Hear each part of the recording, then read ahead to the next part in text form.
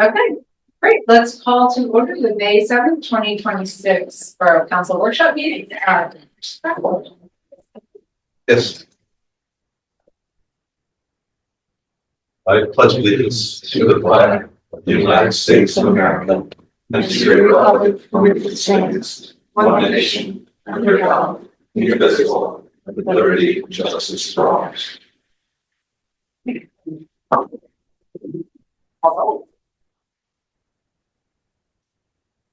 Okay, so President Bush Here virtually. here virtually, Vice President Rickards here, Councilmember Simonson Here. Councilmember Brock here, Councilmember Spear Here. Councilmember Gaudini Here. Councilmember Stratton Here. and Mayor Dana Edwards. Here. Thanks. Fred is home on Zoom and did not share any comments. Fred, do you have anything you want to unmute and share? No, just thanks for presiding over the meeting, Cindy. Sorry I can't be there in person with everybody. No worries. I have no comment. Peter? Yeah, some brief ones. So I think first, farmer's market was today. Hope everybody got by. It was awesome. They added some spots. I can show all the interest in what we're doing. So that's a positive one. We had a great Narberth Day. Thanks to the Civic Association for putting that on. That went really well. I saw people from all over the area coming and just saying they loved it.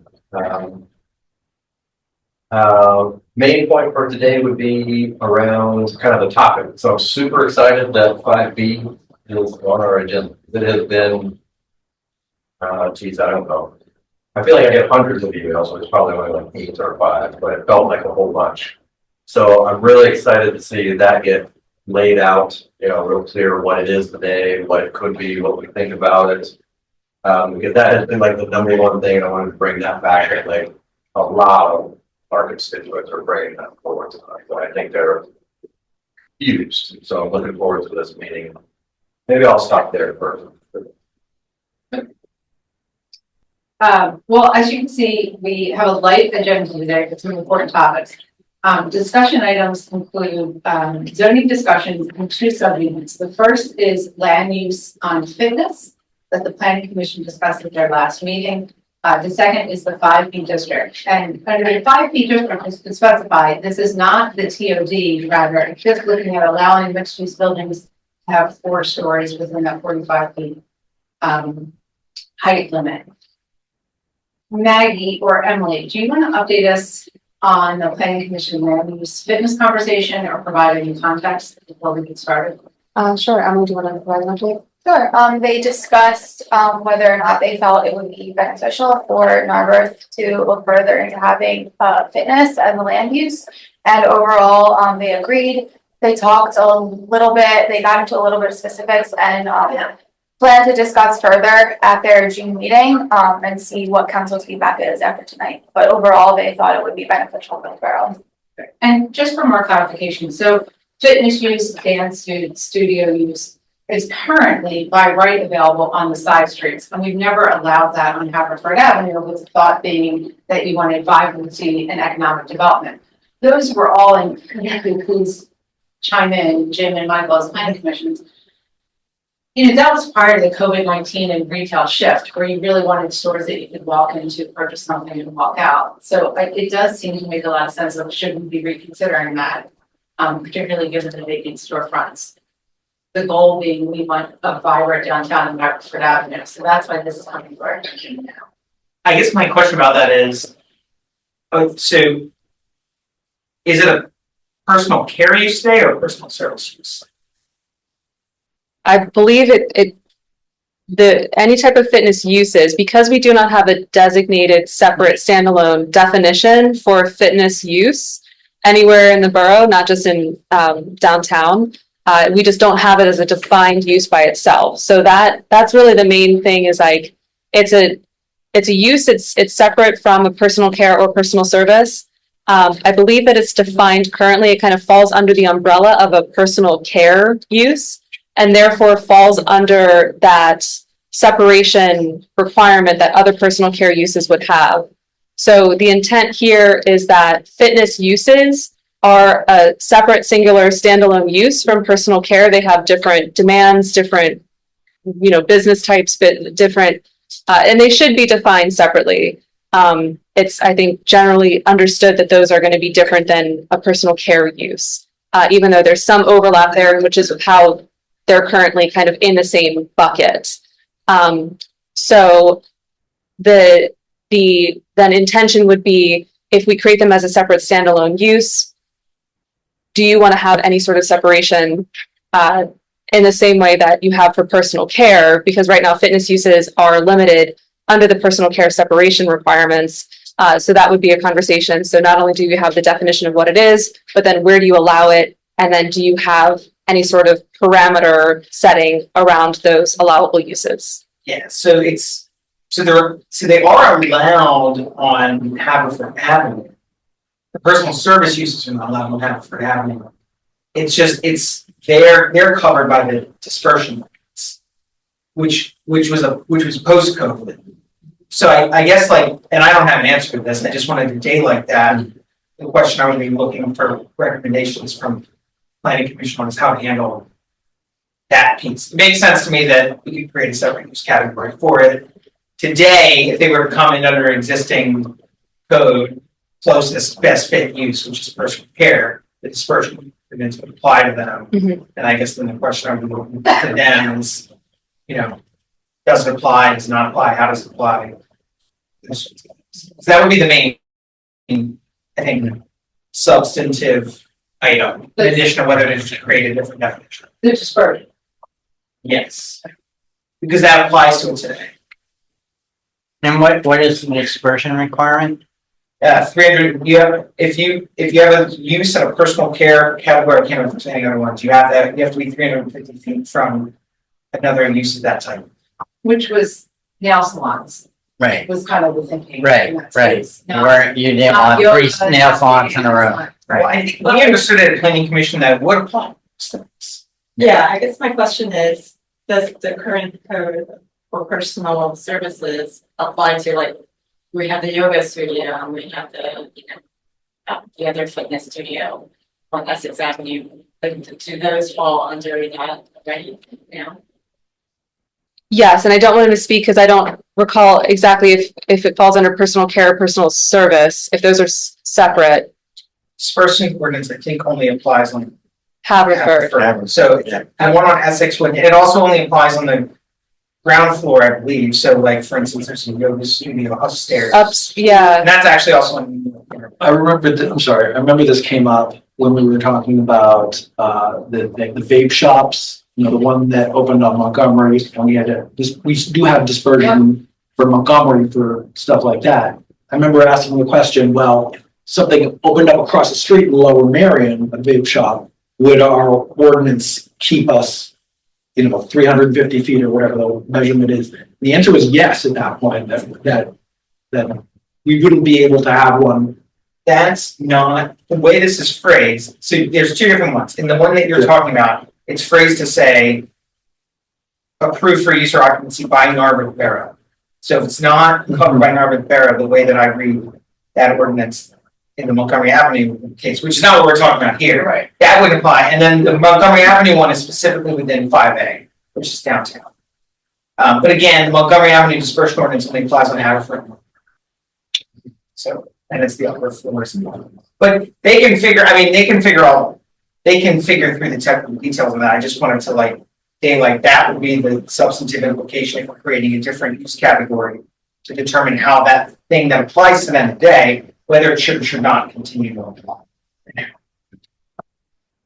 So I don't know if you guys saw, I had looked at this, they actually posted in their packet from Monday, sort of a description of the issue. So they're fitness studios classified as personal care despite code definition focusing on appearance grooming, salons, barbershops, nail salons, etc.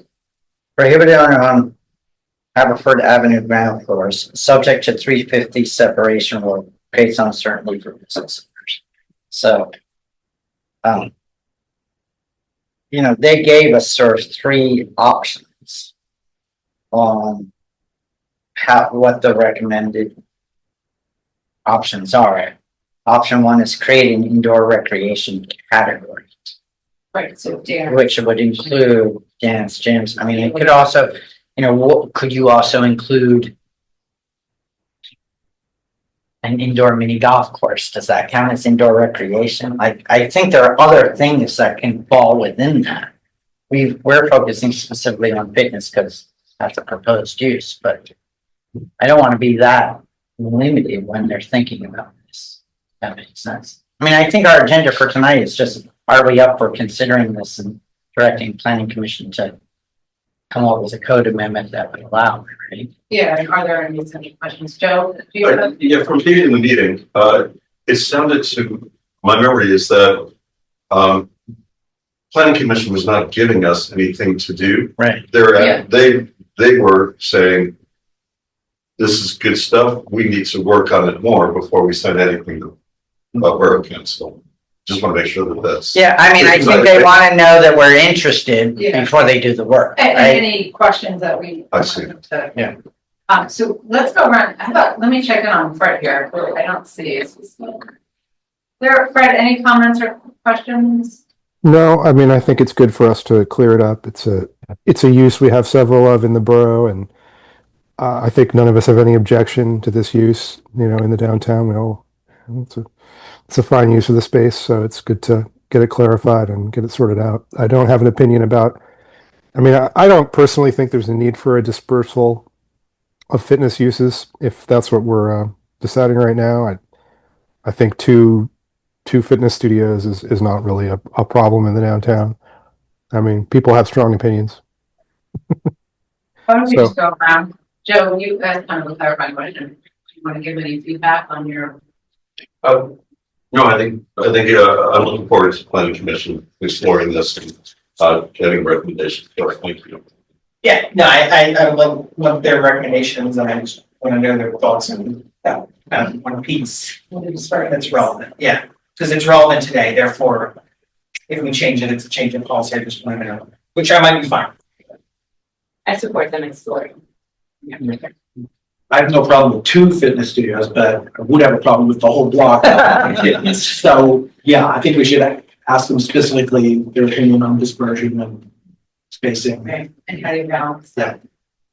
And I think I agree with Jim. I mean, if there's 2 at opposite ends, that's not a big deal, but, you know, I don't think we want a mega fitness studio taking over and not allowing for other kinds of retail or grocery or all those sources. So it sounds like that's the theme of the question that we want to send back to planning commission is how do you create that balance? David, did you have something? Yeah, 3 quick ones. Just want to make sure I understand something. Do we believe in context of the comprehensive plan, is it something we want to look after? Number 2, I think if it's personal care, personal service or studio, it's available in 5A and 5B already. That's true, right?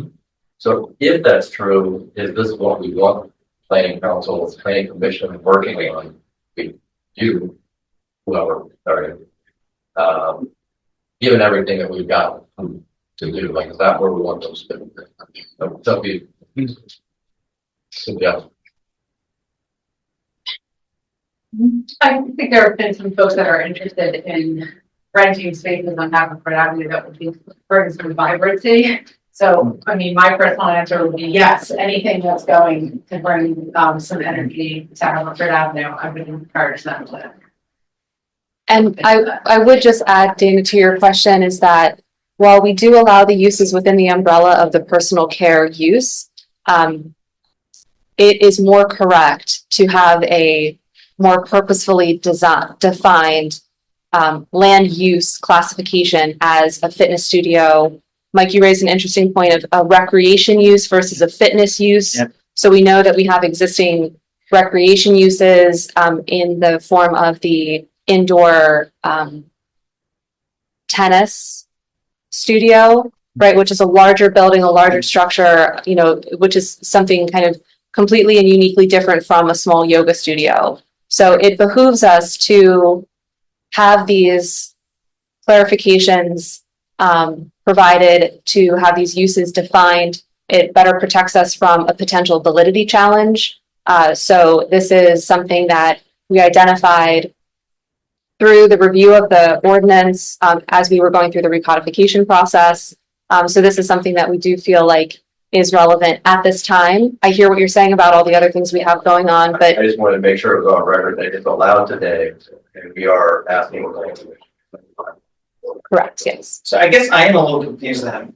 If it's allowed today, and then part of something that was just stated was that there's someone interested in locating, and they ask for a zoning permit to provide the use, or like, what is preventing them from doing that? They haven't actually submitted anything Okay. yet. So it's just been theoretical conversations to this point. It's more just, now that we know that the property owner of those units are seeking to re-tenant those buildings, there have been questions from the prospective tenants / the owner to say, what sorts of land uses are permitted here? Can we do this? And so our zoning officer has been reviewing that, and we are just determining at this point that it is the most correct action for us to kind of clarify and define these uses, just for the sake of clarity and transparency. Okay. Gotcha. And I assume that this is 230 Haverford. Do we know whether there's other fitness uses within? Like, I know there's other fitness uses in the town, so I don't know if they're 300 feet from the entryways of these buildings. Yeah, again, we haven't had an application in for anything. There's been no variances requested. So this is not reactionary. We're trying to be proactive here, not reactive. So there is, I don't have an answer because we don't actually know. No one has come to us to say, I want this unit, and therefore we can do the measurements. That hasn't happened yet. We're not at that stage. Gotcha. Okay, and just also, like, I think if folks have due process right as well, if it's not defined use in the code, I think we have a special exception for uses that are defined. Yeah, so zoning generally and our zoning code additionally has provision. So if there is a use, again, we allow it under the personal care use. Right. So in that sense, we are not prohibiting any of these uses. But in the event that we don't have something defined, which you can't define every single use in every single zoning code, it's literally impossible, which is why you kind of bucket uses in similar categories, if you don't have a specific definition for it. So you either kind of inherently have to bucket in with something that's like it, or yes, there is a legal process to essentially then, if it's not prohibited, then it has to be permitted, is how zoning works. And that is how case law has established this. So in that case, then the default would essentially go to the applicant to say, if we don't expressly prohibit it, then it has to be permitted somewhere. And that's where the validity challenge can come into play. And that's what we don't want to go down that road. We're not at severe risk of that, again, because it is a permitted use under the personal care, but we're trying to kind of segregate the personal care into what actually is a personal care and fitness uses, which is, again, falls under that currently, but would be better defined in a separate standalone land use classification. Anybody else? On the same page with questions and. Okay, I mean, sorry, just one more clarifying question. Is it really just an ambiguity problem that this presents, and that's why they're pursuing it? Or is it? It's an ambiguity problem, and because of the classification that it falls under, the dispersion restrictions would limit the re-tenanting of 230 Haverford in the event that the fitness uses that have expressed interest would want to go in, they would not be permitted to go in because of the dispersion ordinance. So it is within 350 feet. It must be then if that's the case. Okay, But again, so it's a substantive question. Correct. Yeah, I mean, according to their PowerPoint, it is. they said it's currently prohibited on Haverford Avenue ground floors. Yeah. Because it is classified as personal care. Okay, so I'm sorry. So then, yes, somebody else did do the 350 measurement and determined that those units would be within the 350 Right. feet. So I'm sorry. So yes. Practically, they. So Practically, That's the yes. other thing. So because of the existing fitness uses that we have, the dispersion ordinance would then inherently limit any additional fitness uses from coming in on Haverford Avenue because of that dispersion ordinance. So I apologize for. Yeah. Yeah, Yeah, because Okay, it's all but considered does that personal clarify? Yeah, care at the okay. moment. Yes. so currently it couldn't happen because of the dispersion ordinance. So what I've heard from council so far then is that we would like planning commission to review this and consider whether or not we want to have dispersion criteria for fitness uses. And then Mike, you raised a great point about fitness uses versus other recreation uses. So that might be something that we want to make sure that we clarify, because again, I don't believe that there is an intent to try to fit a larger recreation use in the downtown, but smaller fitness uses might be more suitable for the community context and the just geography and the size of the buildings that we have. Great. Okay. But again, if we're going to be going to the effort of creating these uses, we want to make sure that we're not creating non-conforming uses. So like the tennis would need to, fall within an existing classification, or a new classification would need to be created that would capture that and other similar type uses. One clarifier for the other dispersion piece. My understanding is that if they wanted to bring the studio in, that could be waived by this, I don't think the dispersion ordinance can be. Yeah. Now, you'd have to seek a variance and prove a hardship, which I don't think you'd be able to do. 'cause- If it's Yes. correct, if it's within the zoning ordinance, it is not waivable by council. It would need to receive a variance from the zoning hearing board. So there is a process if they want to do it. Correct, yes. Good. There's always some method of appeal when it comes to zoning. Private, anything else? Just that the zoning hearing board is pretty strict, so they're not, it is possible to appeal to them, but I wouldn't want to leave that as the mechanism, so.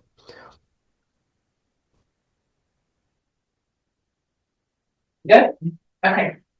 So let's move to, discussion item 8.2, the 5B district. So tonight, we are considering allowing mixed-use buildings in 5B. So that's Montgomery Avenue, most of Montgomery Avenue. Commercial one. Commercial, thank you, Montgomery Avenue, to reach 4 stories within our existing 45-foot height limit and permit some residential use on the ground floor of that mixed-use building. So these changes would meaningfully increase a developer's unit count and revenue potential, which I think is worth acknowledging as we talk about this. Before we start, I do have 2 kind of framing questions. The first that I think as council, we should pause and consider what our community receives in return of allowing a developer an extra story, and whether that be affordable units, public amenities, design and considerations, or other community benefits. And we should be thoughtful about extending additional flexibility to developers without ensuring that the value flows back to the residents that we all represent. I do have a concern that we are changing zoning without testing this all out on Montgomery Avenue. So as we're thinking about this 5B zoning, I mean, we really are thinking tonight as the Rite property. And we haven't yet really kind of litmus tested that throughout the rest of that commercial corridor. So Maggie, I do want to ask you, is there a reason why, before we start this discussion on looking at changing the zoning or zoning ordinance, is there a reason that the developer just can't go through a variance at the Rite Property and ask to build 4 stories in the existing 45 feet by right? Right, there's nothing stopping the developer and the property owner from pursuing the variance. When they came in last year with the initial concept sketch plan, we had staff level meetings where we discussed this as an option. So we did have extensive discussions with the developer about how to proceed with this proposed plan. And I did recommend that this would be suitable for a variance. Because given the size of this particular site versus the size of other properties along Montgomery Avenue, this does have a different setup, a different geography, a different dimension, given the existing parking, given the existing ingress and egress, given the existing recent redevelopment. at the old Albrecht site. So we did discuss this as a possibility, as opposed to going through a zoning amendment, and the property owner decided against pursuing the variance. Variances, the threshold for a variance is it discretionary? What is it based on? So the basis for a variance, as you mentioned, would have to prove a hardship. Right. A hardship would have to be based on some sort of limitation. So it's based on existing geography, topography, typically a dimensional thing. So economic hardship is not considered a legal hardship. Right. So, each zoning hearing board interprets those 5 hardship rules differently. So some municipalities have more lenient zoning hearing boards, some have more strict zoning hearing boards. So it's really up to the applicant before zoning hearing board to make their case as to why they deserve this hardship.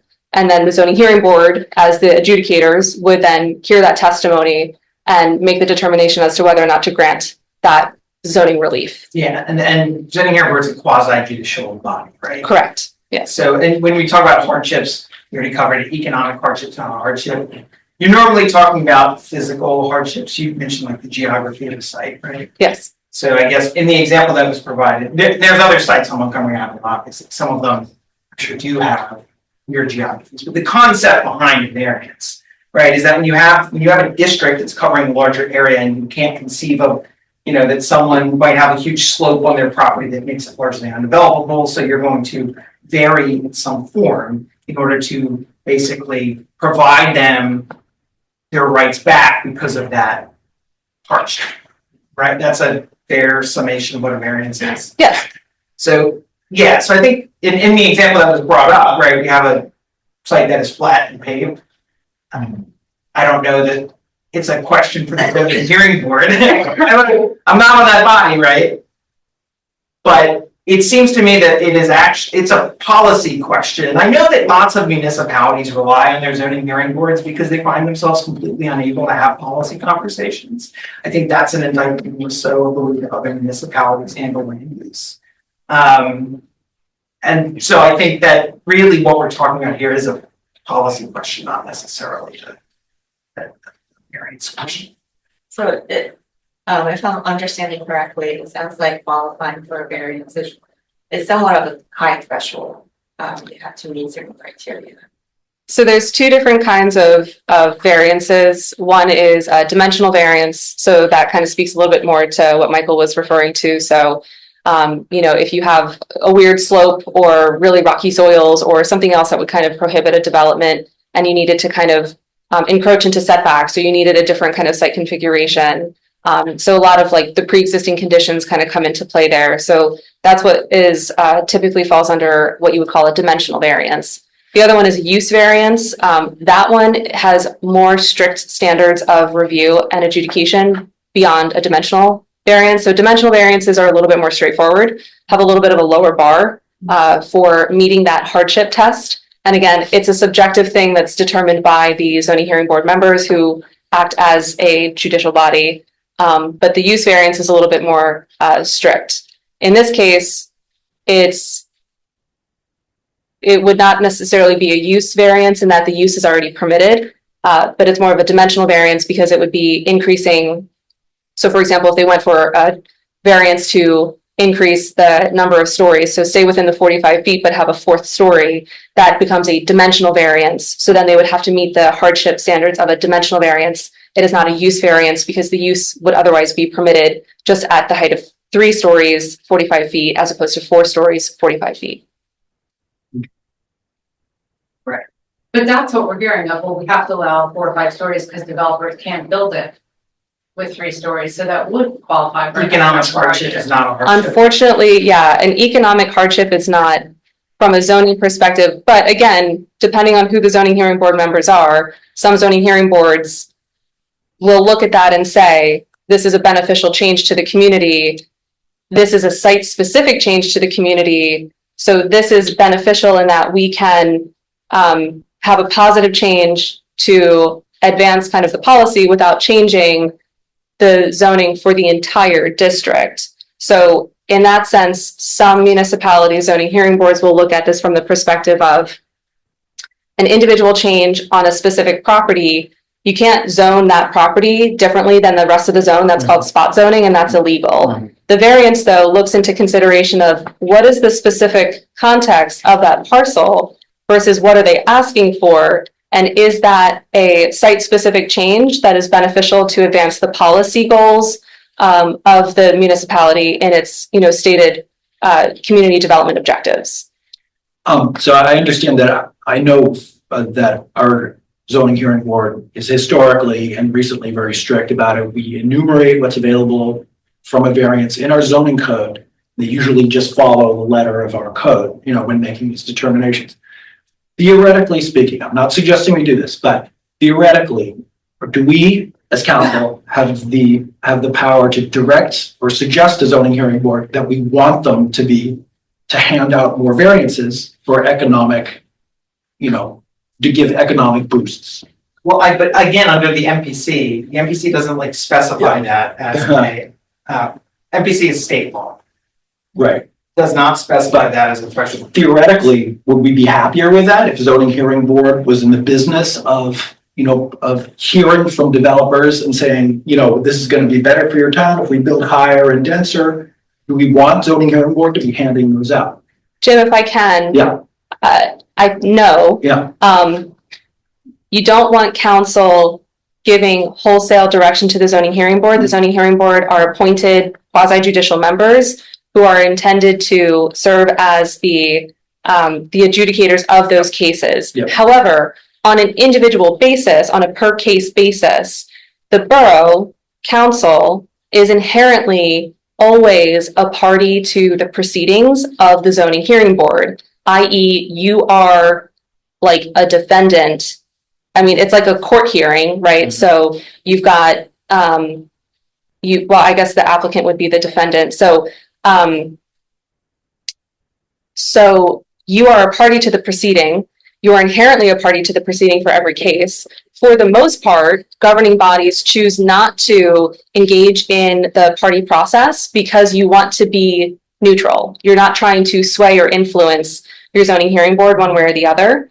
But you can become a party to the proceeding. You can send the solicitor to advocate for your position. So whether you're in opposition to the application or in support of the application, council can direct the attorney, municipal attorney, to then either advocate or not to that specific application. So if there was a will of council to then take up your party status one way or the other, if such a variance were to come before the zoning hearing board for this or any other application, you could do so. And then essentially, as a party to the proceeding, you can bring witness testimony, you can call in expert witnesses, you can bring forward arguments as to why you, again, depending on what your position is, should or should not support that variance request.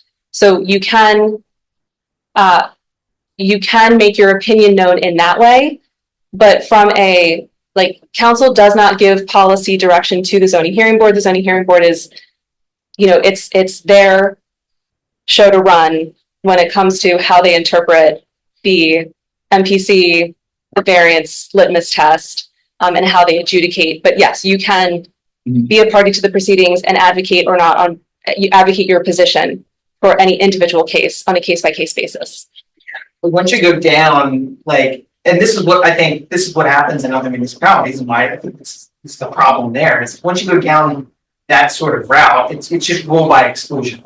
It's like, oh, you have these rules, but then just because of the makeup of the zoning hearing board at the time, and because someone was able to hire a lawyer who knows how that zoning hearing board operates, they get a variance for this thing, and then some other person who has a similar case doesn't get a variance for that thing, when in reality, the underlying problem is fundamentally a policy problem that should be figured out by the elected officials, not by a quasi-judicial entity that is really just there to be adjudicating hardships, understand. Fred has his hand raised. Oh, I can't see him, so, yeah, sure. Thanks. Yeah, Narberth has typically handled this sort of thing with zoning changes rather than sending things to the zoning hearing board. So, as far as I'm aware, historically, that's been the path. And I mean, it feels like an abdication of our responsibility to pass any, to refuse to consider zoning changes and to instead, have a non-elected body, which is less accountable than we are, making decisions for us. So I know it's uncomfortable to be having these discussions. Obviously, the community is very interested. We've received lots and lots of comments. People are invested in it, but I feel like it's our job really as electeds to take on these larger issues. I agree with Michael that it's a policy issue, and historically we haven't given it to the zoning hearing board, and I'm not sure they would thank us if we started handing all of these things over. Yeah, I appreciate that, because, I mean, let's be transparent here. We're talking about this because 650 Montgomery wants to redevelop. Like, we have not thought I'm not this. talking about that. No, okay, if I can finish. No one else in the Montgomery commercial corridor has come forward and suggested this. I mean, I will say, when we were at the coffee at Goodness Bowls, the developer happened to be there, and his first question to me was about this. What was my vote going to be for 4 stories? Now, I might very well be for 4 stories and 45 feet because it's not increasing the height to the community. I think that we should make that very clear. But we haven't, to my satisfaction, litmus tested that, what the repercussions of that are outside of 650 Montgomery, down Montgomery corridor. So I'll go back to what I said in August. Those developers are on our timeline. I'm not on theirs. Like, I personally, before I vote, want to be satisfied that that's what's best for the Montgomery County corridor. I also want to know, what are we getting out of that? I know what the developer's getting out of it for an extra story of rent. What are we getting out of it? We being just community. I mean, to be clear, we're only talking about the same height, To that. which is existing, Correct. existing 45 feet Correct. and 4 stories within that. Correct. Yes, So when and the developer that gets is an extra floor to rent, I'm wondering what we as a community get. But here or there, Yeah. if we're not spot zoning, which we're not, because it would apply to 5B, I would like to know, what are the repercussions? What does that look like? What are the build outs for the rest of that corridor? So I asked about the variance because if the developer is that itchy that they don't want to wait until we do that process, then they can always apply for variance. Well, there's 2 different things. Now we're zooming into things that are not on today's agenda. So what we're talking about today, we'll talk about the 5th story in different. I'm not talking about this, right? Well, wait, so in terms of that, if you're talking about build outs, Maggie, how many feet of height is allowed on Montgomery Avenue today? 45 feet? Right. 45 feet. So we're talking about not changing that is what is on the agenda today. Correct. So 45 feet of height. Right. In terms of, in like real life human being terms, is a 4-story building. Now, like, a lawyer might point to a piece of paper and say that's a 3-story building, but that would be like me pointing to St. Margaret's and being like, that's a 1-story building. That doesn't make any sense. It is a 4-story building, and council as a piecemeal recognize this over time. When the form-based code was passed, downtown and commercial Montgomery were both zoned for 45 feet of height, right? And then in 2018, what happened was council recognized this. They said, oh, okay, well, we get it. Windsor Avenue, we're gonna say, yeah, that's 45 feet, 4 stories. The rest of downtown, we want to actually make 3 stories, and they changed the height to 36 feet in recognition of the fact that 45 feet is a 4-story building. And then 2023, I was on planning commission at the time, and we were tasked with, looking at properties in the 5B district that had historic buildings on them. And we sent a recommendation, and council unanimously passed as well, that 4 stories, 45 feet in the 5B district on those certain properties.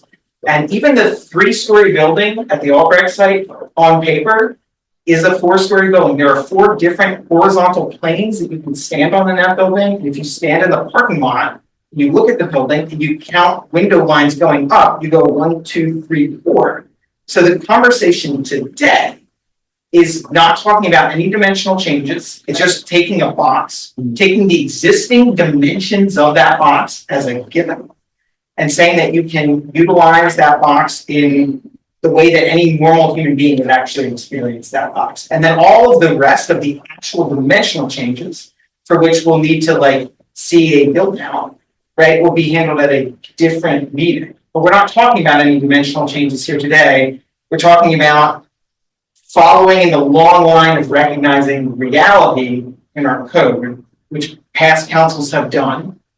And to my mind, that is what the narrow item in front of us today is. I see it a little differently, but let's go around. I'll start with Dana and we'll loop around. I need to clarify for myself when it comes from this conversation and hearing hearing from constituents that have attended like the various things that are being called. I feel like we're talking about one of the 5 or 6 uses that are allowed on that spot. So there's like mixed use, I'm gonna get these wrong, but it's close enough to what we're talking about. We got commercial that you're doing just commercial, that's 20. If you're doing mixed use, it's 45 and 3 stories. I think that's right. Wow. If it's civic institutional, it's 45 4 stories. I think that's right. And accessory, it's 16. So like, I want to make sure, like, for everybody here, what we're talking about is, or I want to make sure I understand. Are we talking about moving all of those up to 45 and 4, or just one of them? Mixed use building is the only thing on our agenda. Okay, Yes. so let's just pretend for a moment I were to buy it from this guy, and I'm going to rebuild right. Still 20 feet. If you're only, well, but there's a question in this, right? That's what I'm. So if you're gonna rebuild just a single use commercial building, yes. Now, the only reason I wanted to specify that is because if you decided you were gonna have a fully commercial building that was offices above, it's 45, And that's mixed use. because that's a mix of uses. It's- We think of mixed use being residential above, but it could be commercial above as long as it's a different use above. So I wanted to specify that because there are a lot of people here that may have only heard one stripe of that, one vertical. And it's really important to understand there are 5 or 6 of those verticals that could possibly build. Yeah, and the reason why we talk about this in terms of like resonating the upper floor is because that's usually at this post-COVID era where folks are building on the upper floors. And the other reason is normally for a commercial like floor to ceiling, you probably can't fit the floor within that because the commercial wants a higher ceiling. What a beautiful thing, I'm sorry, I'm asking a couple things. A beautiful thing would be to get a farmer's market in there, or a new writing, or a grocery store, or any, I don't know, a fitness studio, something. There are other options. But we have zero control over that, Understood, and the developer has come before the planning but we do commission. have control, I'm sorry, I actually can't agree with that. We do have control over what we allow or don't allow. Right. Well, by Is that right, control? well, correct, but right now by right. And So we're let's talking about the read- grading property, he can build apartments and would like to build 4 stories or more on the thing. Okay, so Yes. Joe, And by right, you could do a gas station, a chop shop. He's got- Montgomery Avenue is the only part of the area, Montgomery Avenue, commercial Montgomery is the only portion of the borough where we allow regulated uses. He has a lot of options where he can make money. That's my point. Yes, and so I think that that's why this is a good policy discussion about. I mean, going all the way back to when we did our council goals and objectives. And housing was a top priority in that document. Mike, just clarify, thanks for all the background and information you provided. Currently, what's permitted is mixed use, 3 stories, 45 feet, and 5 feet. Right. Yes, like I said, on paper, it's that, from any human perspective, No, on paper. yes. I thought I heard you say that in planning commission in 2023, that was changed to 4 stories and 45 council feet? changed it unanimously on certain sites in 5B. So for instance, Certain sites in the 5B. Price House property, Yes, you could maintain the Price House, and you could build a 4-story apartment building on that property today, under code. And council unanimously approved that in, I think, July or June 2023. So And that- so just to clarify, that's a zoning amendment that was done that tied that use in with historic sites. You have to be within the designated historic district. So it's certain sites and the certain sites being sites that were defined as historic under the historic district ordinance. Yes, and one of the rationales of doing that, right, was recognize, well, I mean, so I'm planning for some time, one of the rationales was that it's not, that wasn't changing 45-foot limit, it was just acknowledging that 4 stories can be within that. So that's the 4-story apartment buildings as a conditional use on lots with historically protected structure. Yes, you got it. Very good. okay, great. And so what, the reason we're talking now is this is not a historic structure. Correct. Cool, thanks. I have no further questions. I'll just make one comment, Dana, about something you underscored. You were saying there are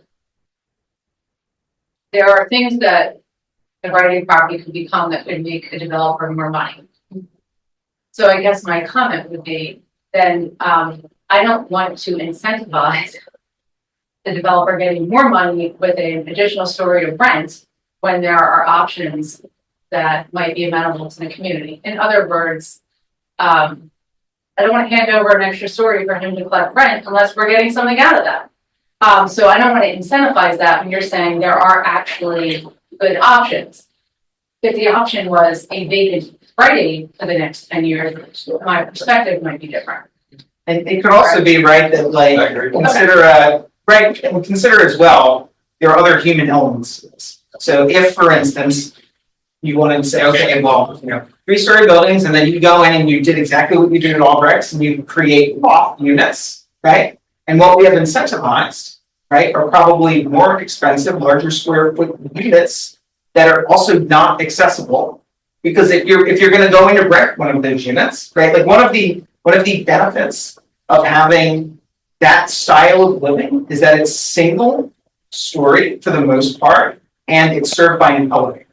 And you are then, and we don't have many buildings in the borough that are served by an elevator, and that hits a different need for folks that have different abilities. And if what we're incentivizing by allowing 45 feet and then saying, but it has to arbitrarily be 3 stories, is to create a bunch of loft units that also don't meet that need, we're effectively requiring that sort of outcome. That is also then going to be a more expensive unit than the units that we could have if we just acknowledged that a 45-foot building is a 4-story building, right? And then what we're also doing is allowing the market rate units to hit a lower price point because we are spreading the land cost, the construction cost, and critically the elevator cost, which is a significant cost, across more units, and therefore allowing you to be able to hit a lower price point at a market rate level. I have a question about that, but I want everyone to get a chance to talk. Well, I just want to step back a little bit for a minute and just make sure that I want to restate the scope of this discussion, which is, it's just those 2 5B items.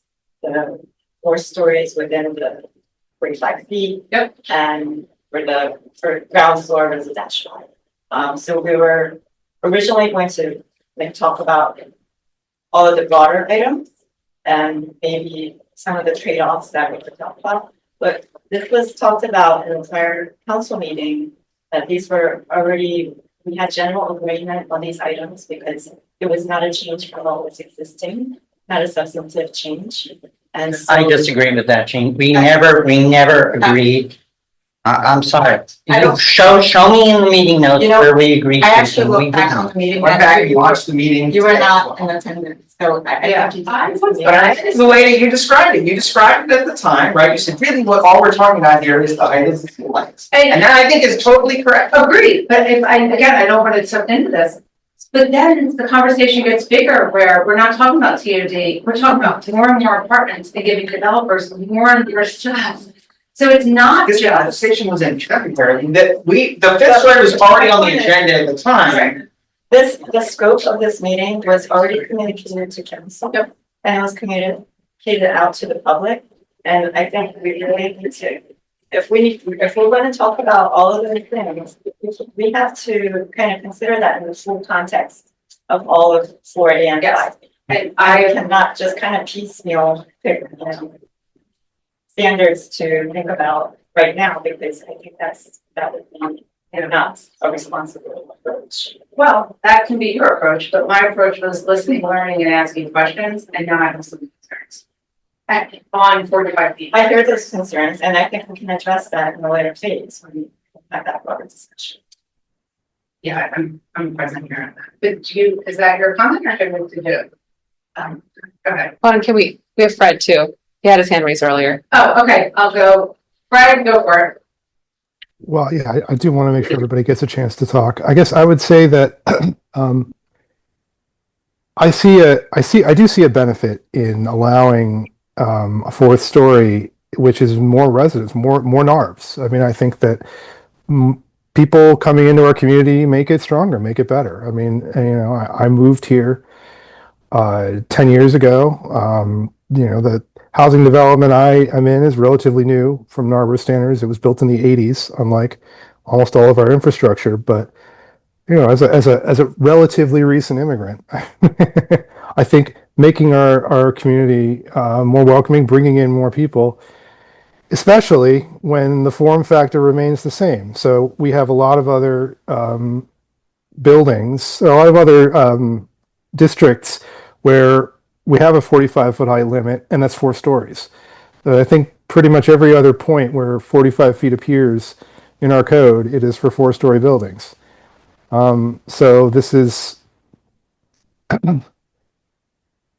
I don't see a lot of downsides in allowing more people to come to Narberth in a building with the same form factor. If someone were to put up a large building, I think my preference would be to have more residents in it. I mean, parking is a concern, but on Montgomery Avenue, parking is not really a big issue. I think any lot on Montgomery Avenue is almost certainly going to fulfill whatever parking requirements we offer. The Rite Aid lot in particular has a surfeit of parking. It has more parking than we would ever need for any kind of project. So, that's why I think that the idea of changing the specifications within the same form factor, saying, all right, if you have a building of this size, just allowing slightly more units is, a positive thing. And I don't really view it as a gift to a developer. I view it as a gift to the community. I mean, if we're going to put up a large building, I think we ought to get the most we can out of it, which is, a lot of new NARVs.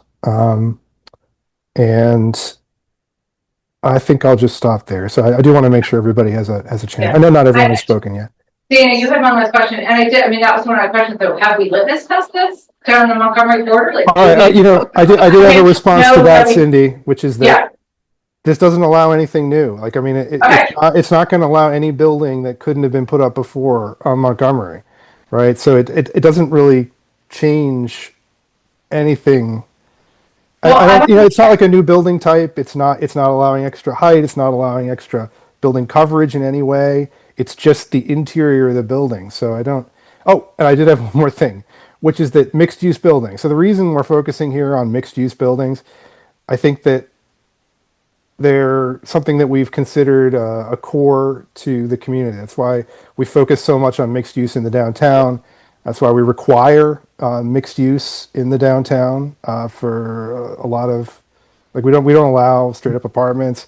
We view them as, the ground floor retail allows foot traffic, it allows a sense of community. So the reason that we're kind of focusing on a mixed use building here is because it is a type that people want to build, and it's a type that we want to see. This is something that, it's an improvement over a mixed use building would be an improvement over a lot of the types of buildings that you see on Montgomery right now. Okay. I want to get Dana to get a head up, but I just do want to clarify one other point. If you add an extra story, you are adding extra cars. And I don't know, have we litmus test if a la mode becomes a 4-story building, that there's enough parking for the community? I don't we have parking requirements in our code and we're gonna discuss them at the next meeting and we'll be able to handle it through that. And anything, I mean, I want to really get to Dana had a question and then I want Jim and Mike to talk. You have a I follow? know it's tough to go around, Yeah. thanks for coming back. What, for me, there usually needs to be like a reason and a follow first. So like, I heard that, it's beneficial to the developer, and that is something we need to think about, because you can build the development, et cetera. That is one thing. Then I heard that we want to do it because we bring more residents, and I appreciate Fred saying that. And the question even before he says, not only challenging them. And then maybe it kind of adds to our comprehensive plan. Those are the three big buckets in my mind. What I heard from talking to different people on the council was that if people lived there, it would be unlikely that they would benefit like the business area or the rest of Narberth. So are we now suggesting that that's not true, that those people would be coming into the city and participating and buying and purchasing? That's different than what I heard even like a week and a half ago. I think that, so I'm glad you kind of refocused us on the why. Because to me, there are a number of whys. I already talked a little bit about the housing, at least we talked about that a lot before. Second piece is, I do think that this is a pro-business, pro-Narberth small business policy. Our comprehensive plan states this, that we've talked about this before, and you've talked about why that's one of the things that has made you more okay with certain types of development that you would otherwise not be here prior. I've heard from business owners on Montgomery Avenue that the existing Albrecht site has benefit in their estimation. So yes, I see this, and I met one of my friends who I know that lives at the Albrecht property. I met him at the farmer's market when I was there for council office hours. He just stopped by and we got to talking, and he said, "Oh, I just moved into the new hall there." And this is actually a great use case. He moved into that because he had separated from his partner, but wanted to still be in the area and wanted a spot that was big enough also to have kids. And the Albrecht's property met that need, and that's a big need that our new apartment buildings meet, that our older apartment buildings kind of hits a need that it doesn't necessarily. So I think that those folks will go to their downtown, they'll go to our businesses. It's hugely beneficial, and it's beneficial to our tax base and our 100-year-old infrastructure that we're going to have to continue to maintain as costs of labor and materials and everything continues being able to expand. I really want to get, Jim and Mike have not said a word yet, so I really want to get. All right, yeah, so yeah, I see a lot of benefits that a lot of people have mentioned already. I think Montgomery Ave is in desperate need of revitalization, economically, commercially. Getting more people living on Montgomery Ave I really will believe will activate that space a lot better. People on the ground rather than just cars and secondary businesses sort of such that they are in Montgomery right now. It's really hard to attract and keep quality businesses there. And they're really only now coming into the new developments, where Albrecht's was. I think our comprehensive plan calls for creating housing. When we set our council agenda, when I first got on the council, it wasn't just a top priority to create housing. It was the top item, to create access to housing. I think adding a fourth floor, the argument about the development cost per unit really resonates with me.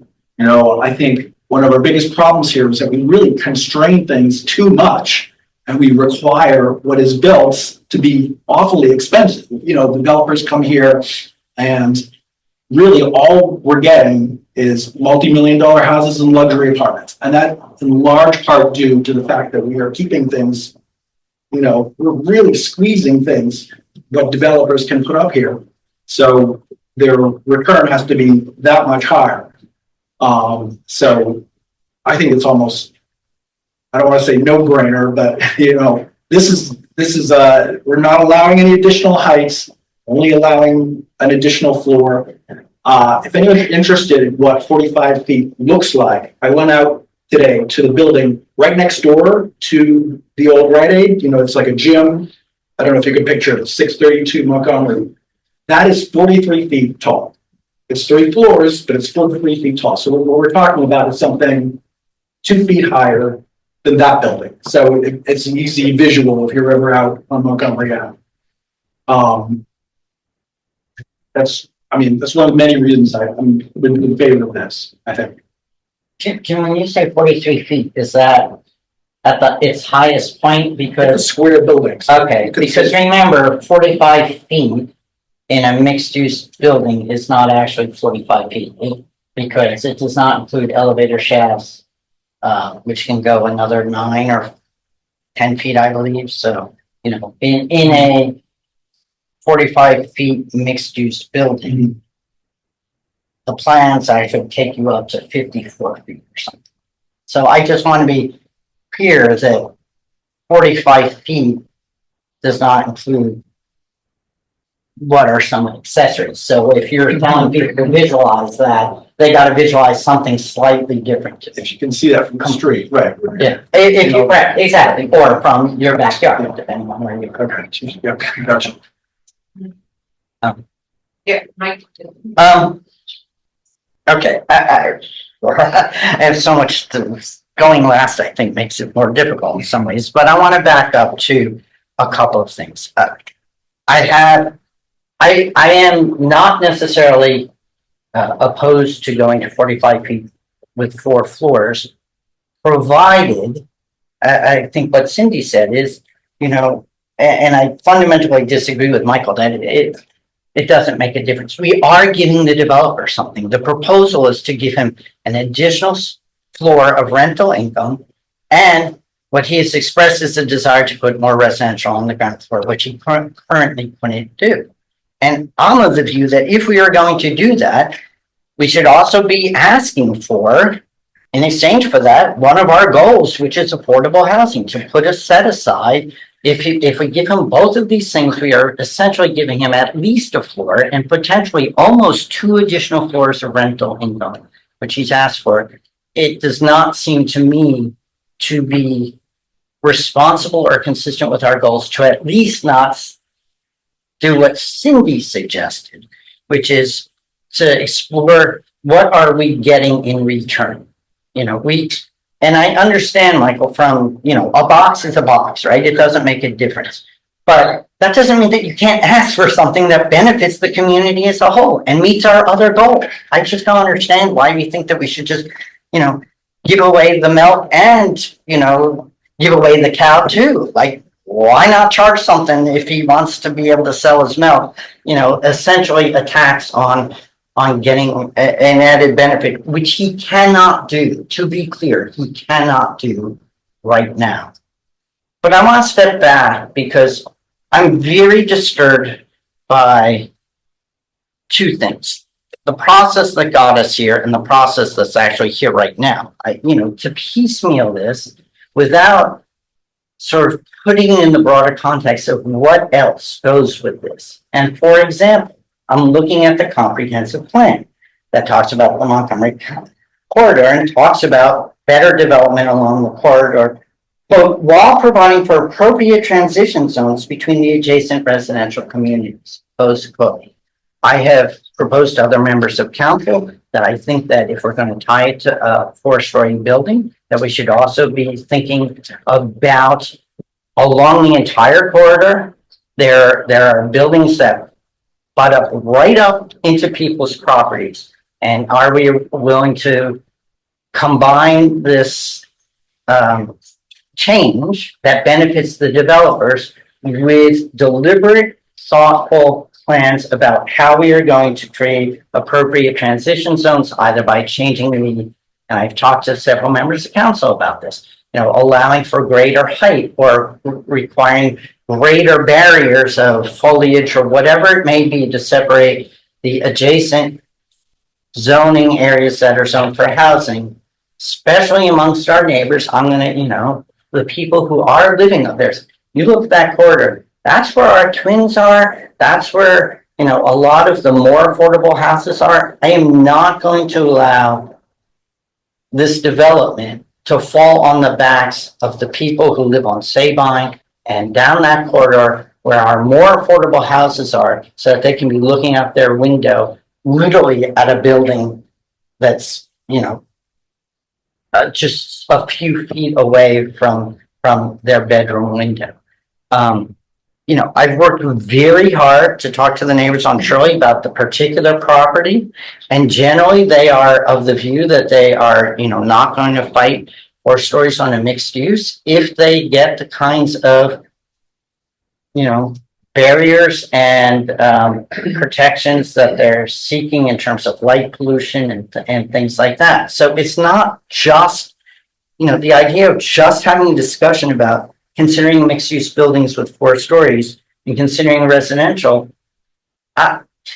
If you're just going to do that in a vacuum without discussing these other things, I think that's procedurally wrong. And I also think, with all due respect to Jean, whatever was discussed in February was February 19th, the middle of the month, because I was in DC at a conference. I believe, when was our open house where we sought community feedback? End of February? Yeah. Right? And since then, we've had, I don't know how many copies and emails and whatever, Cindy, you and I were in Hampton, met with the neighbors. I met with my Shirley neighbors. We met on the south side. We've met with dozens of people. We've had hundreds of emails.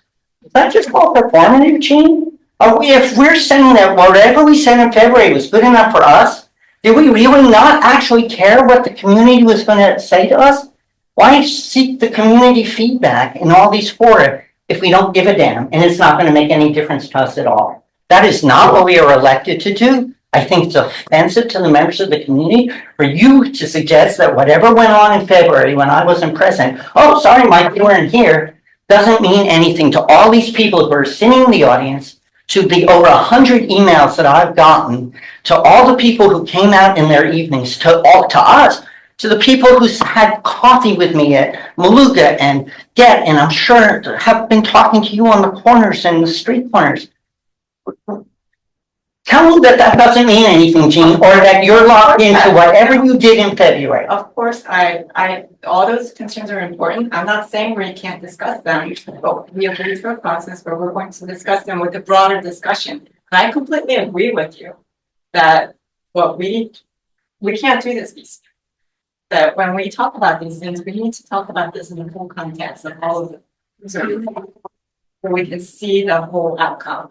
So we can see what the trade-offs are, and we can't do that. So what I'm arguing against is we can't talk about that now because we're not talking about the full framework of the 4A and 5B.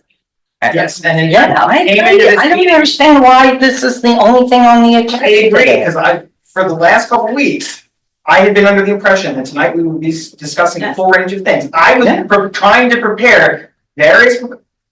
From last year, I started thinking about buffering standards, because has anyone else looked at the landscaping code? I mean, I've been going through these, but I've been going through these things at a level to try to get to a point where we could actually have a substantive discussion, and then last week I was told, oh, we're gonna be discussing this delimited set of things. So if the question is does all of the rest of this not matter? I think that it does matter, but we've been asked tonight to have a very limited discussion. So I didn't prepare the rest of those things because I'm waiting until we actually have a substantive discussion on the range of policy issues.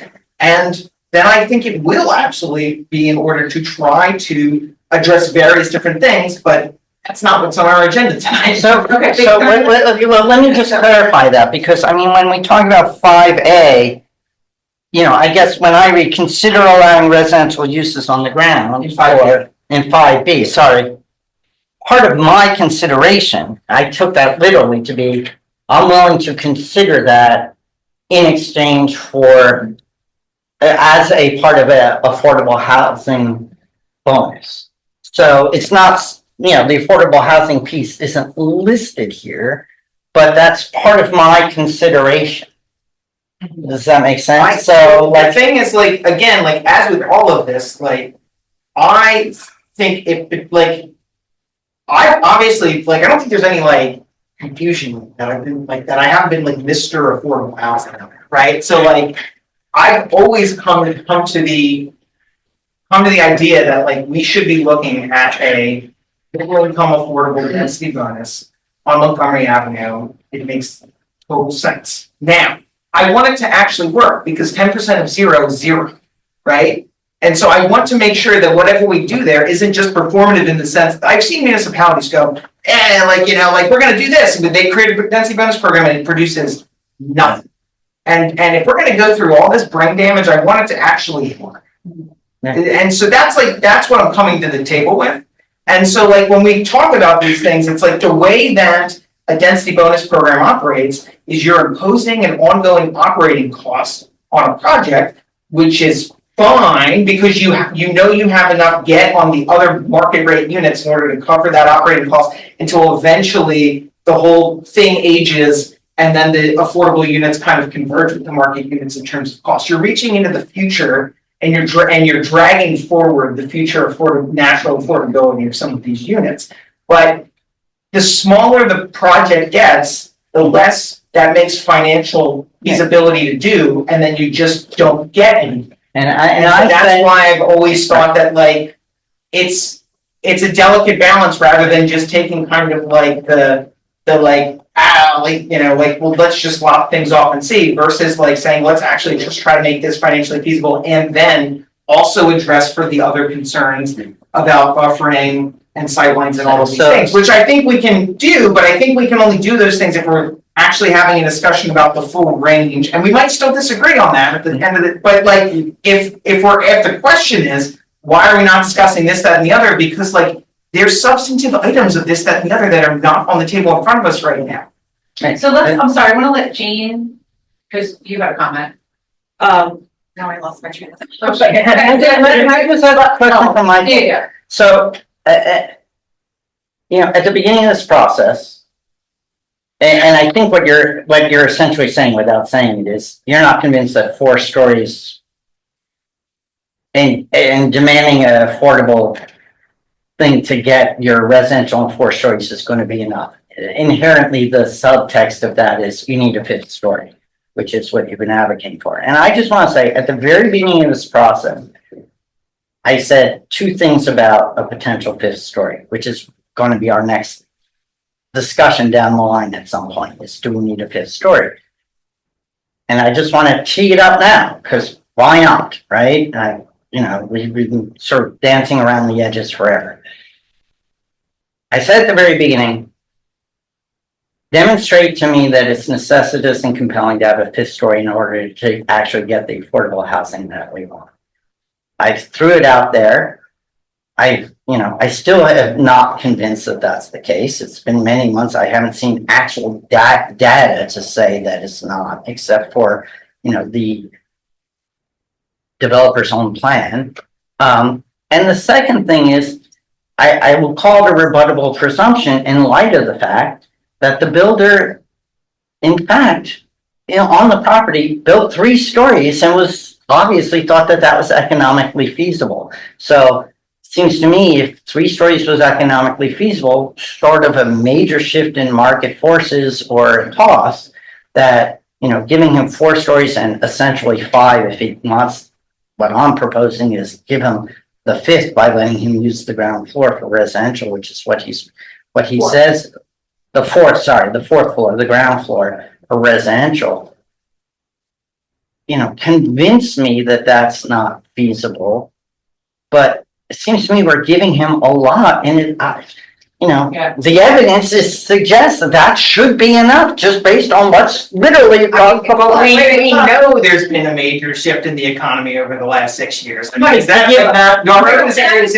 cost of labor and materials hasn't Chris has been anxiously waiting on Zoom, and I don't want it to get into just a personal discussion. I can't see Fred, but. Yeah, thanks, Cindy. I just wanted to talk a little about process because it's come up. So one reason that we're not having a larger discussion today is because there were a number of written policy questions that were sent out for a response about various housing topics.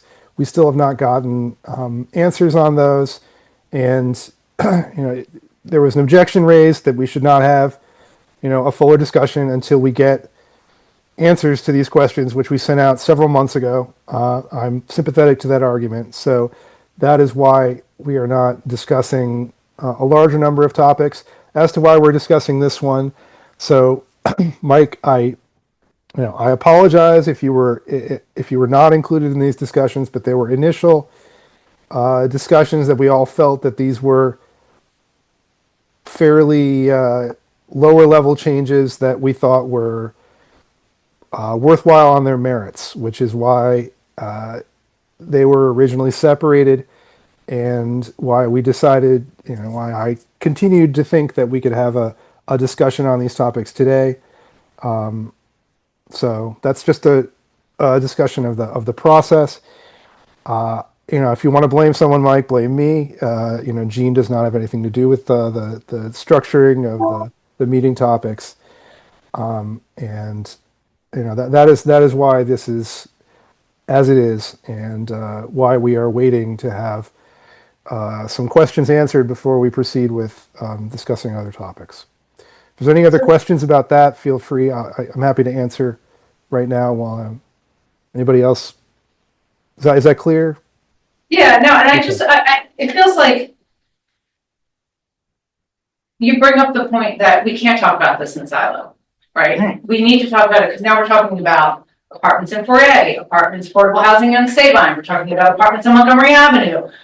We still have not gotten back the presentation asking for the 6 essential questions. Say, how are we meeting the needs of missing middle? How are we affording opportunities for people to maintain and buy equity, right? We don't have those questions back yet. No one has even referenced the data, the survey data that we got back, right? So I think we need to pause this. We need to look at it holistically, because again, you can't look at increasing an extra 4.5 on Montgomery Avenue without also saying, but we're also proposing it in 4A, we're also proposing it in Sabine. Like, we have to look at the whole community thread. No one, let's stop saying Sabine. No one has proposed this for Sabine. Well, we And we talked about an RFP for Sabine. So we're talking about At development. no Sabine. point for Sabine have we talked about changing height or any sort of. Whatever, I'm saying apartments. We're talking about RFP and affordable housing on Sabine, right? Like, we're It's looking a at completely how different use case. I just don't want people to come away thinking that we're talking about changing the zoning. we're not. No. I'm saying, we are a half a square mile, right? We're 4,300 residents. We have to look at this holistically. I think what I'm saying, and Mike, what I'm hearing you saying as well, is why on earth would we be giving a 4.5 to a developer without something in return? Yeah. I'm also saying while we're legally not spot zoning, we haven't litmus test this to the other commercial properties. What this looks like for parking. An extra 1.5 stories is, how many other X cars? Do we know that if Alamode decides, hell, I can rip this down and build 4 stories of apartment, is there parking there? What is the setback? That's not to provide parking though. No, yeah, and we're gonna have a discussion about how much parking to provide. So if that's the thing, then we can have a discussion about So let's parking talk about at the that, next meeting. right? I also, There's something else which I haven't even mentioned, which is, Gene and I and Fred just attended the meeting on the Montgomery Avenue corridor, which, one of the questions I asked about Montgomery Avenue is the road basically beyond its design capacity? And the answer was yes. So, it's very interesting and it's not ready out for the public, so I can't talk about the details, but there's going to be some significant proposals about the Montgomery Avenue itself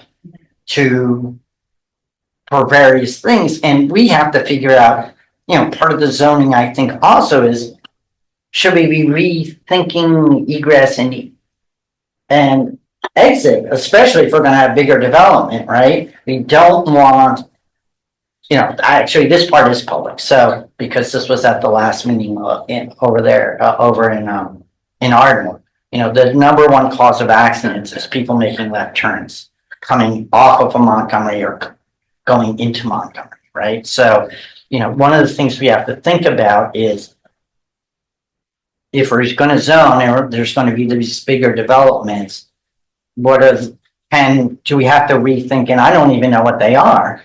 What are the ingress and egress requirements right now for properties on 5B. I think we, You're generally supposed to take access from a side street, not from Montgomery, is the way that 5B is set up today. Thank you. So let's okay, that is, propose this, that this is not policy neutral.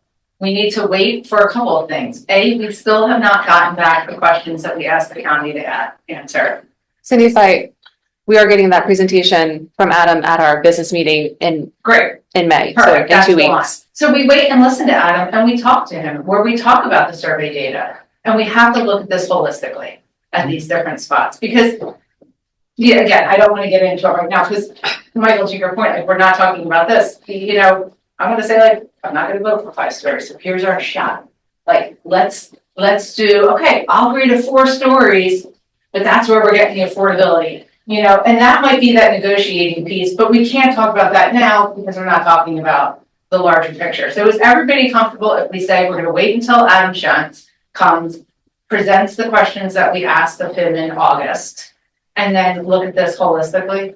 I think we should look at these items at that meeting, when we get that presentation, we can start discussing it then, and I would point out while we're talking about this, that when the Narberth Borough Council adopted its first zoning code 100 years ago, in the business districts, they set the height at 45 feet, 4 stories.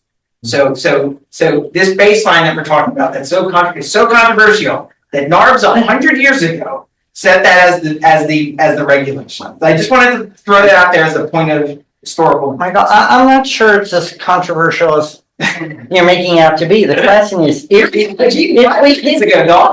we give 45 feet and 4 stories, which I thought I said, you know, I worked very hard to get buy-in from my neighbors from that, who are going to be first and foremost affected, literally first, if we give this and he builds it, right? All my neighbors on Shirley are going to be staring at a 4-story building. They have consensus, and I think sent an email, you know, to all of you to say that they are okay with that, provided that they get a certain amount of protection. So I actually don't think it's as controversial. That's not what we're fighting over. I don't think. Maybe I'm wrong. Maybe some people on the other side of the table won't go to 4 stories. I think the question is, can we get 4 stories?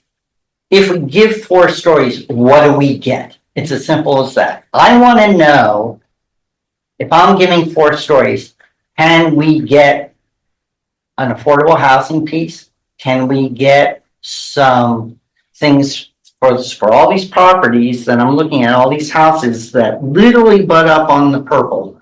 You know, there's probably 24 properties, residential properties that butt up on the purple would be directly affected. You know, what are we doing consistent with the, you know, the long-term plan that talked about ensuring transition between residential areas and 5B? I'm just trying to say, and I want to be deliberate, but I'll also ask you another question: is on the need to get a 5-story, other than a self-interested developer and yourself, how, if I want to get the data to know whether it's necessary and compelling to get that 5th story in order to get affordable housing, right, to make it economically viable, who would I consult? Who would be the right person to look up online how to run a pro forma, give yourself some reasonable things, and then try to run it, and maybe you will come up with the wrong numbers, but and then ask around and see if you can find someone who does development who has no interest in this, and have them gut check your stuff with you, and then you do that kind of on your own. And I would say that I think as well, like, for when we get into this discussion, like, I've heard so much about what we're giving away to someone else, to some sort of nefarious entity, and that is not the way I see it. Nefarious. It's a lot of like what we're giving away, and I really see this in terms of like what policy outcomes we are proactively trying to get, which includes affordable housing. Yes, to strengthen this community and keep it. So I want to try to cut this off, because I see lots of people here and I see lots of people online. And I think we're going to reiterate a lot of this when we table this and move it to the larger discussion after hearing from out of the county, from asking some of these questions directly. So I actually would love folks, how do you feel if we amended the agenda mid-through and I put public comment up versus committee reports? Maggie, can we do that? Yeah, if you'd like to change the agenda, someone needs to make a motion. There needs to be a majority Change the agreement. agenda. Perfect, all in favor? Hold on. Who said what? Yeah. Who's the quick comment, public comment? Okay, so Michael made the Yeah. Michael made the motion. Joe made the second. Joe made the second. All in favor? Perfect. Thank Good, you. Done. Let's start in the room for public comment and just, Are you I time? don't believe we have concluded this agenda item, Cindy. so we have concluded that we are tabling this discussion on 45 feet and 4 stories. We're including it into the holistic conversation after we hear at our business meeting the report from the county. Has there been a motion to table it?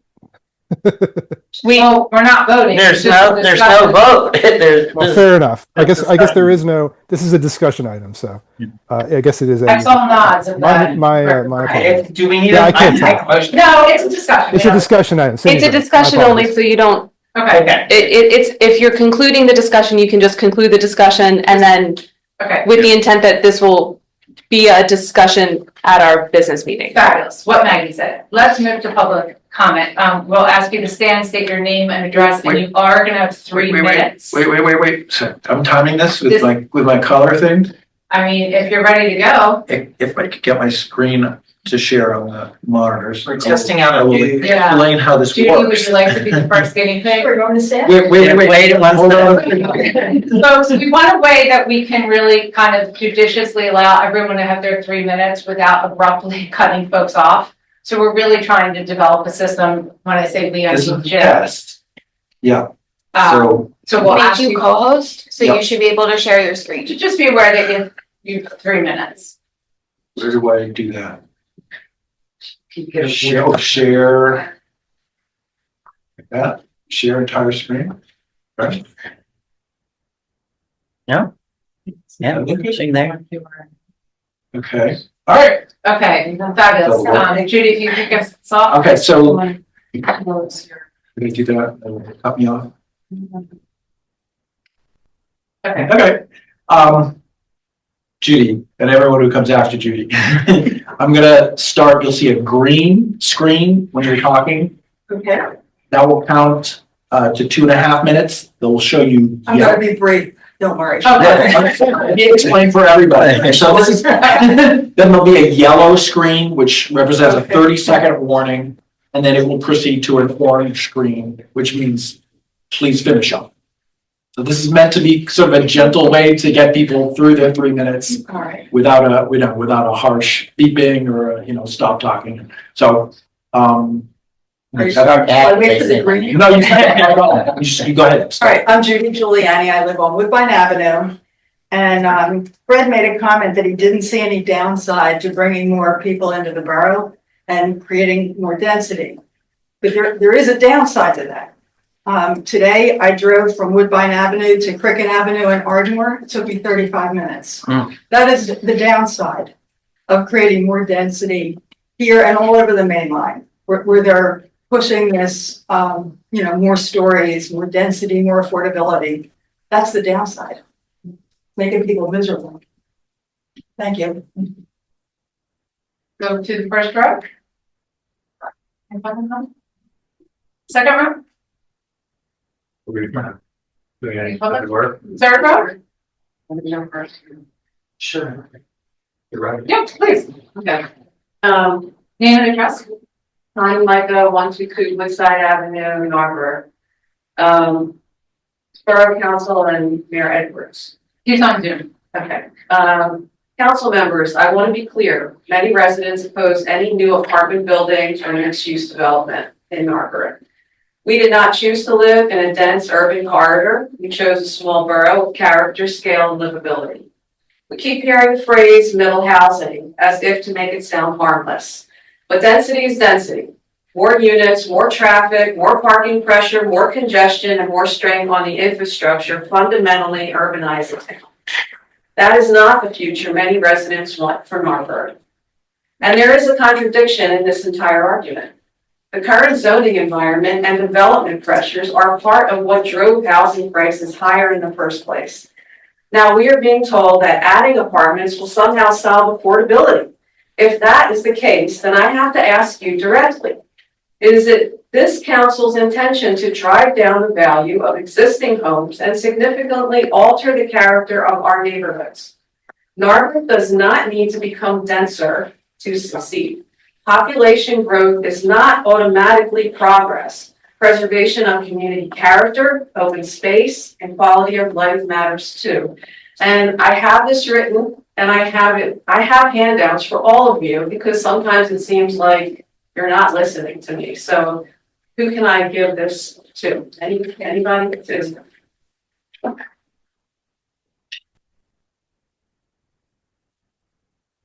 Any other copy? I think my first number's one.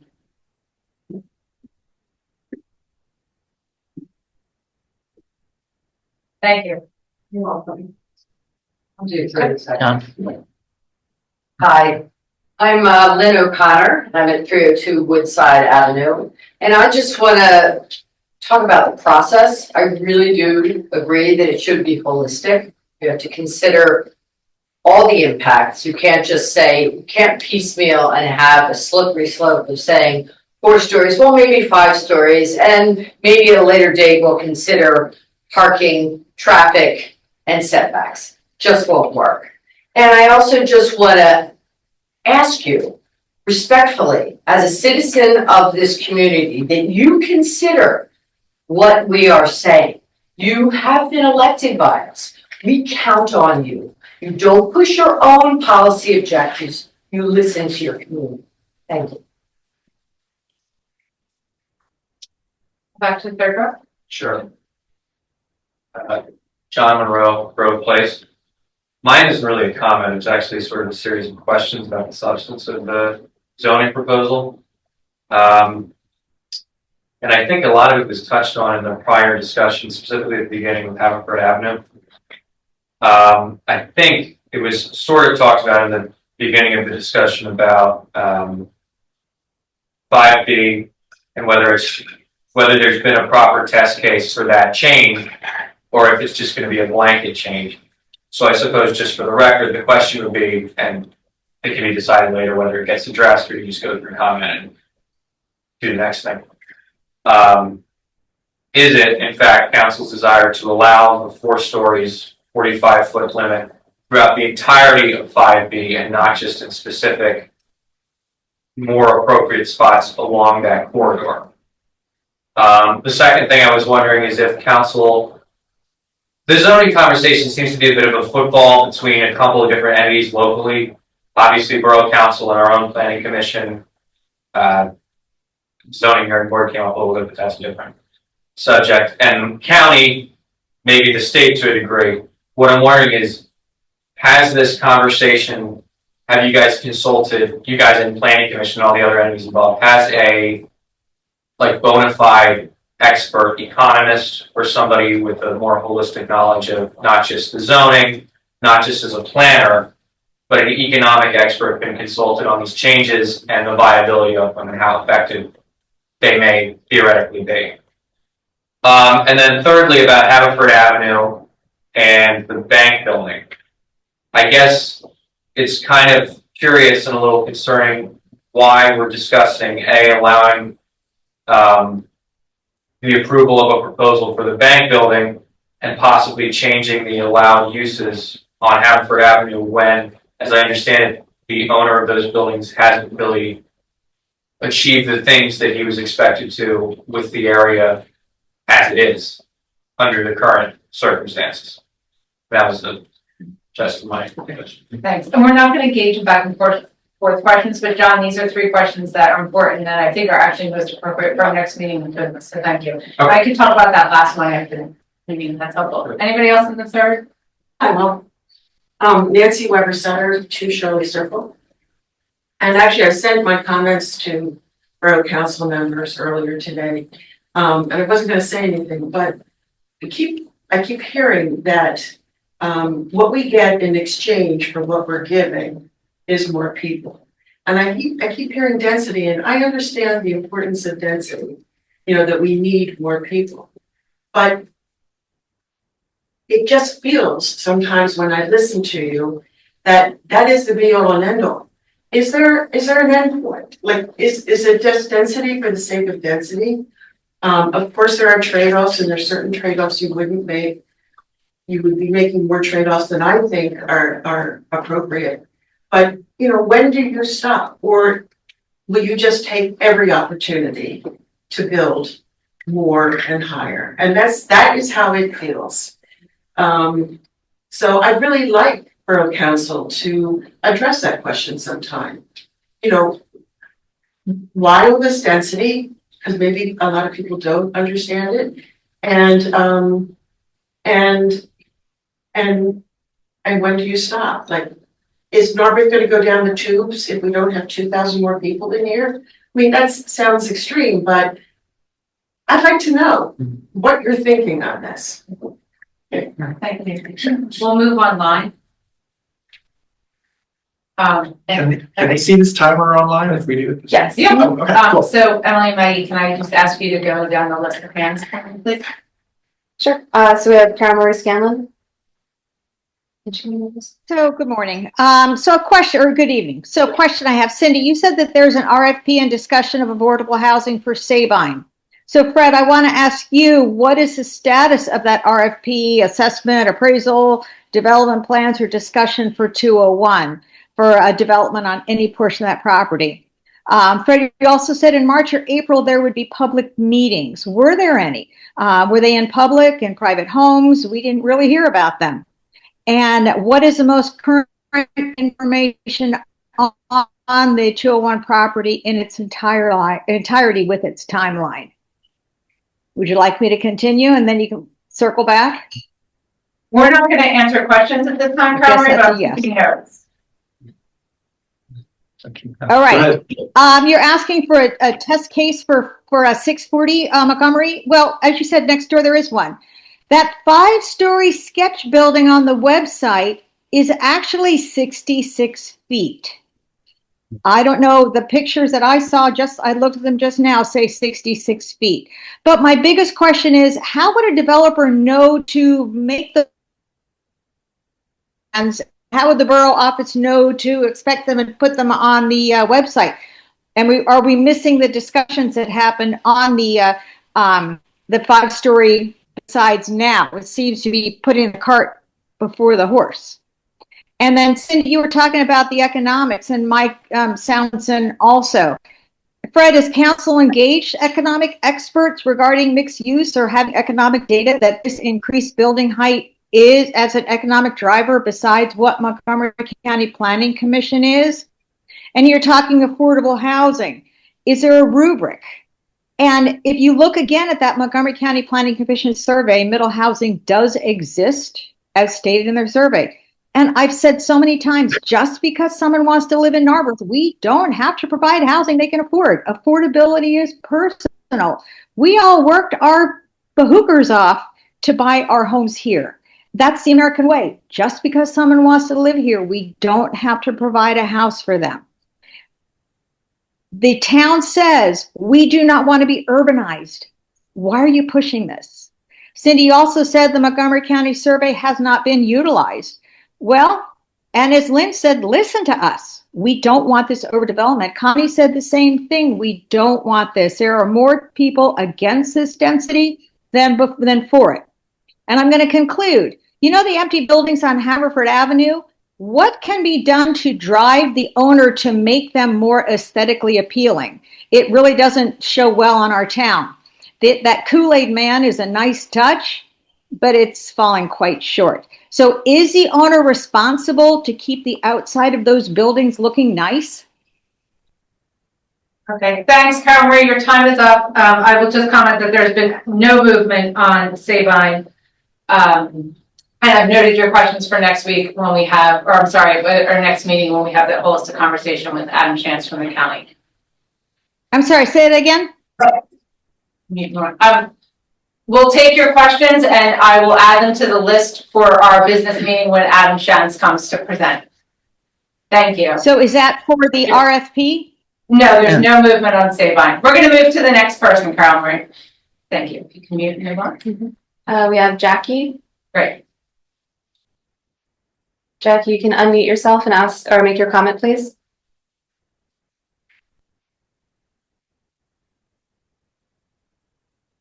Okay, we want to go to the next. I was having trouble with the app on my phone. This is Jacqueline Morrison from 319 Grayling Avenue in Narberth.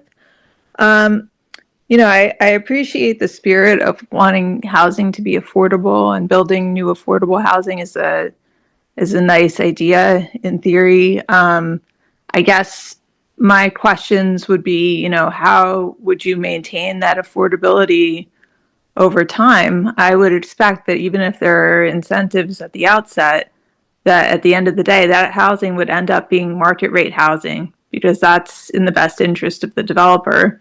So I don't really know how you would,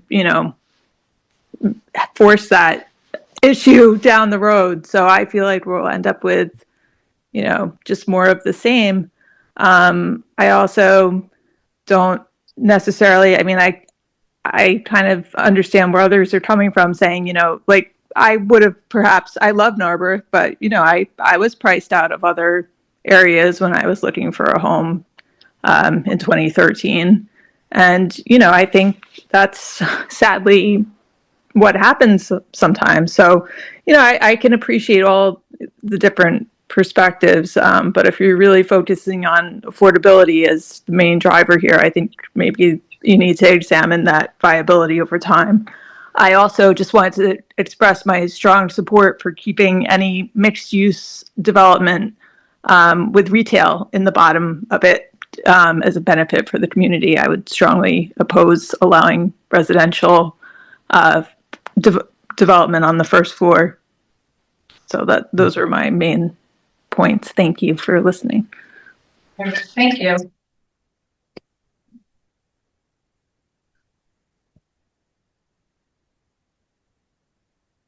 I don't think we see anybody. If anybody else who's online who wishes to make a comment, please raise your hand virtually and we'll call on you. Okay, thank you. We have Sherwin Lott. Please go ahead and unmute. Thank you. Hi, Sherwin Lott, 127 Woodside Ave. I first want to thank everyone for being involved, and especially council for dealing with contentious issues. But I do want to express agreement with the importance of looking at it holistically and trying to get the incentives of the developers in line with the incentives of Narberth. And beyond that, I just want to quickly mention the survey, having more apartments, I believe, was last on the list of what Narberth actually wants. So it just feels like there's been there's a difference between what I'm hearing in these meetings, last few meetings, and what I'm hearing from fellow residents, and my own interest in keeping it more of a small town vibe. I understand that there are lots of it is valid to want to provide affordable housing, and but at the end of the day,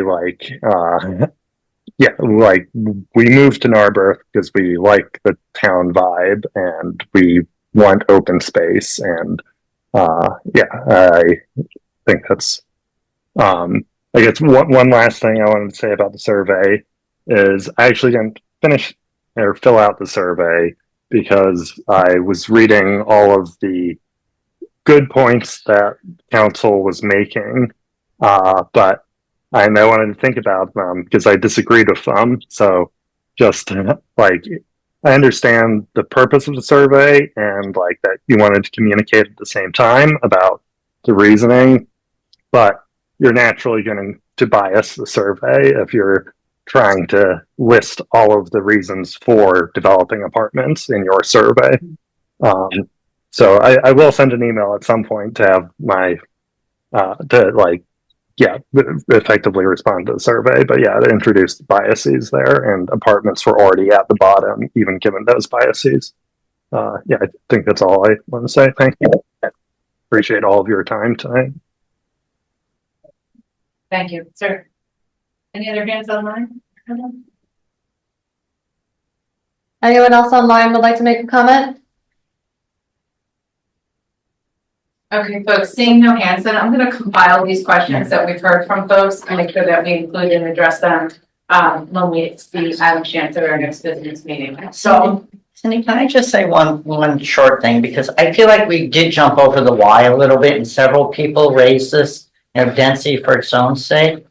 And I think it's important for us to go back to the why, because we haven't explained why we want to do this in the first place and what the bigger advantage to the community if we increase the density. And that's, we have a very significant, long-term capital plan that are not the wants of what we want to do to make our community safe and viable, but actual needs.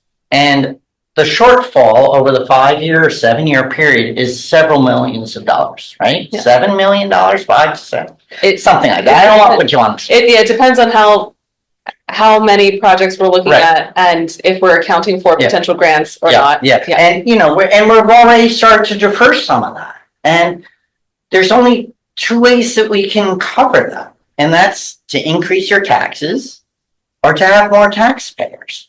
And that's the practical reality. If we want to have our own police force, which is a struggle that every borough, whenever we go to borough, we meet with people from other boroughs, and what's the number one thing they talk about is whether they can sustain their own police force. We want to sustain our own police force. It is very expensive.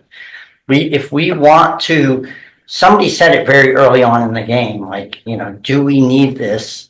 Is it necessary? And the answer is, at the end of the day, we either need more taxpayers or we need more of all of you to pay very significantly more in taxes. And it's not going to come from the EIT because we can't raise the EIT anymore under state law. So there are trade-offs.